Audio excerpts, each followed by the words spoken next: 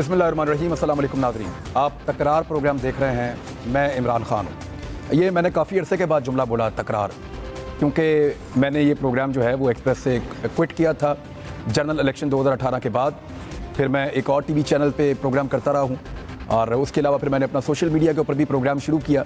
एक चीज़ तो ज़रा थोड़ी सी शुरू में क्लियर कर देते हैं कि मैंने पहले भी कई दफ़ा ये बात की है कि जो मेरी ओपिनियन जानना चाहते हैं, मुझे सुनना चाहते हैं, मेरा पॉइंट ऑफ व्यू देखना चाहते हैं, वो सोशल मीडिया पे आपको सब कुछ मिलेगा।